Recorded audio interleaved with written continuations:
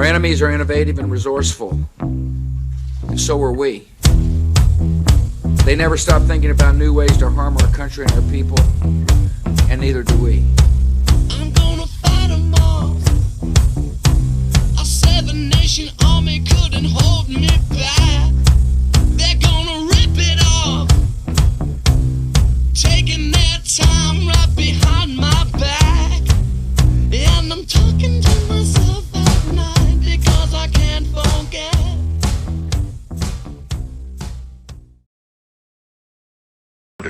Well, this week, PPP released the findings of a poll of how much Americans believe in conspiracy theories. That's where we got our lizard people numbers from. We also learned that the percentage of Americans who believe that a secret power elite with a globalist agenda is conspiring to eventually rule the world through an authoritarian world government or new world order, that percentage is 28%. The very word secrecy is repugnant in a free and open society. And we are, as a people, inherently and historically opposed to secret societies, to secret oaths, and to secret proceedings. We decided long ago that the dangers of excessive and unwarranted concealment of pertinent facts far outweighed the dangers which are cited to justify it. Even today, there is little value in opposing the threat of a closed society by imitating its arbitrary restrictions. Even today, there is little value in ensuring the survival of our nation if our traditions do not survive with it. And there is very grave danger that an announced need for increased security will be seized upon by those anxious to expand its meaning to the very limits of official censorship and concealment. That I do not intend to permit to the extent that it's in my control.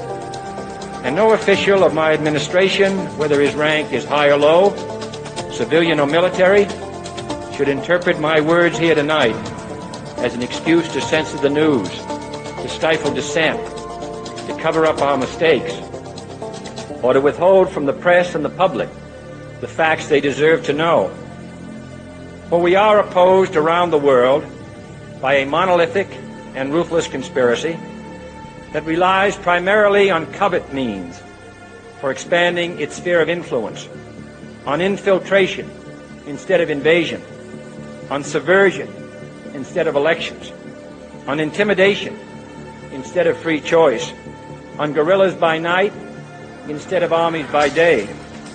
It is a system which has conscripted vast human and material resources into the building of a tightly knit, highly efficient machine that combines military, diplomatic, intelligence, economic, scientific, and political operations. Its preparations are concealed, not published. Its mistakes are buried, not headlined. Its dissenters are silenced, not praised. No expenditure is questioned, no rumor is printed, no secret is revealed. Have before us the opportunity to forge for ourselves and for future generations a new world order, a world where the rule of law, not the law of the jungle, governs the conduct of nations. When we are successful, and we will be, we have a real chance at this new world order, an order in which a credible United Nations can use its peacekeeping role to fulfill the promise and vision of the UN's founders. It is a big idea, a new world order, a world in which there is the very real prospect of a new world order.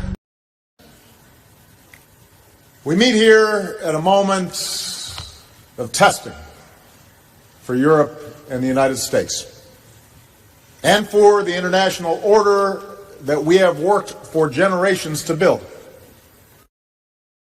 And jobs cost American sovereignty, but it would fulfill the president's father's vision. Bill Tucker reports. It's not a new idea. President Bush talked about it back in 1991. It is a big idea, a new world order, where diverse nations are drawn together in common cause. In the financial crisis, Europe is leading the way towards a global solution. Today, Europe can propose the principles and rules that will shape a new global order. The goal should be to devise a system of global financial governance adapted to the challenges of the 21st century. We will be looking at what contact tracing looks like in the New World Order. This is a world pandemic. It's a 1 in 100-year event. So you can expect that we will have transmission from time to time, and that's just the way it is. We've got to accept that this is the New World Order. Right now, it's a critical time because we know that we not only fight for Ukraine, we fight for this new world order for the democratic countries. We knew that we are the shield for the Europe. So, in conclusion, ladies and gentlemen, a new world is emerging. It is a new world order with significantly different and radically new challenges. The affirmative task we have now is to actually create a new world order, because the global order is changing again. And the institutions and the rules that worked so well in the post-World War II era for decades, they need to be strengthened, and some have to be changed. And now is a time when things are shifting. There's going to be a new world order out there, and we've got to lead it. And the title of this session, are we ready for a new world order? Good evening, everybody. President Obama and British Prime Minister Gordon today calling for a new world order to tackle our global economic crisis. Global governance. Never before has a new world order had to be assembled from so many different perceptions or on so global a scale. Nor has any previous order had to combine the attributes of the historic balance of power system with global democratic opinion and the exploding technology of the contemporary period. And I strongly believe India will be a central actor in the new world order. So people assume we are just going back to the good old world which we had, and everything will be normal again in how we are used to normal, in the old-fashioned. This is, let's say, fiction. It will not happen. The cut which we have now is much too strong in order not to leave traces. There's a need for a new world order, but it has different characteristics in different parts of the world that we have to bring about together with other countries. A different consciousness of what a world order is. That yes, we are living in a period of tremendous turmoil now. But I think that at the end of this administration, with all its turmoil, and at the beginning of the next, we might actually witness the creation of a new order, because people looking in the abyss. Now is the historical moment, the time, not only to fight severe virus, but to shape the system for the need for the post-corona era. We need a great reset. What is at stake is more than one small country. It is a big idea, a new world order, where diverse nations are drawn together in common cause to achieve the universal aspirations of mankind: peace and security, freedom, and the rule of law. Such is a world worthy of our struggle and worthy of our children's future.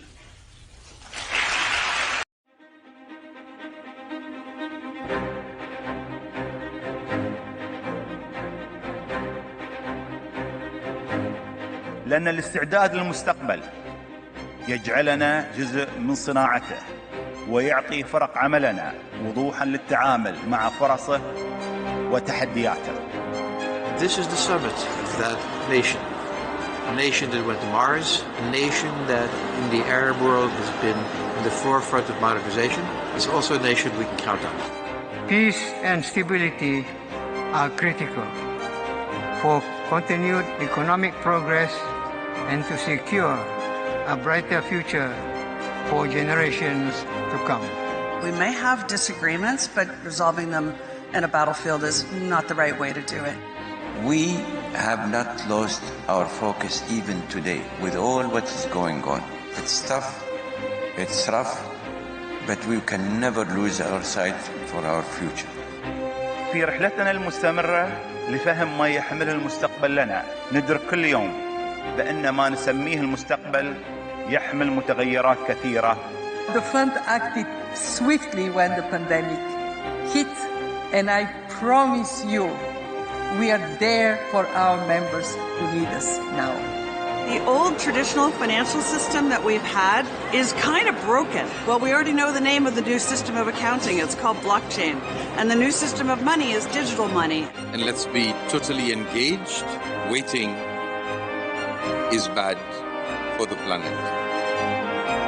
من القطاعات اللي بنستهدفها في الاستراتيجية السياحة والبيئة، مناطق صناعية مستدامة، البحث والتطوير، مصارف الكربون الأزرق. We should embrace technology but not become technology. Because technology is growing like this, right, exponential, but we're growing like this. Our countries, our nations, our region here is a young region. Our leadership, they support the youth. These days are the days and years of opportunities. Let's grasp this.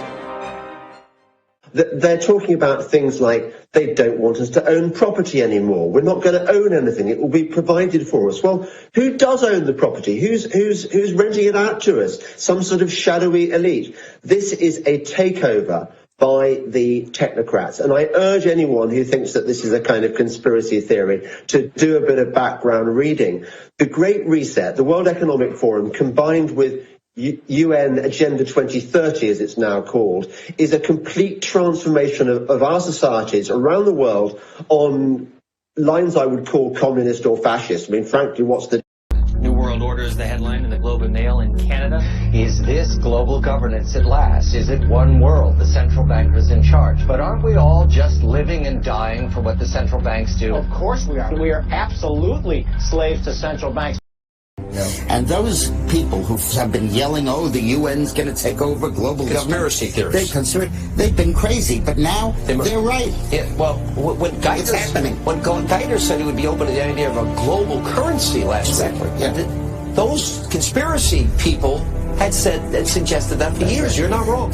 And when massive foreign trade deals are made, they are done in U.S. dollars, which serves as the world's reserve currency. Now the UN is backing a plan to change all of that and create a new global currency. There is a global meltdown coming. It is a global depression. And one world currency and one world financial system is the end game. China said last week they want one global currency. France said yesterday or the day before that they want one world order, a new world order at the end of this event. U.S. State Department, the Federal Reserve, even the EPA are sending billions of dollars overseas, and many economic and political decisions made in the United States just don't benefit us. They benefit a would-be one-world government. Oil looks higher, gold looks higher, currencies look weaker, all for the reasons that we talked about before. I mean, you've got huge wage disparities. I don't know how that inevitably resolves itself. It may resolve itself in some type of a global currency crisis. And then if the global currency crisis unfolds, then inevitably you get, I guess, an alignment under a global world government, a new global currency, and a new world order. If the feds do not stop the wild spending and do not reform Medicare and Social Security, the U.S. dollar will collapse. That means that all of our savings, all of our investments, our homes, and everything else will blow up before our eyes. Generals gathered in their masses, just like witches at black masses. Evil minds that plot destruction. It's just one more way of reducing your liberty and reminding you that they can fuck with you anytime they want. As long as you put up with it. As long as you put up with it.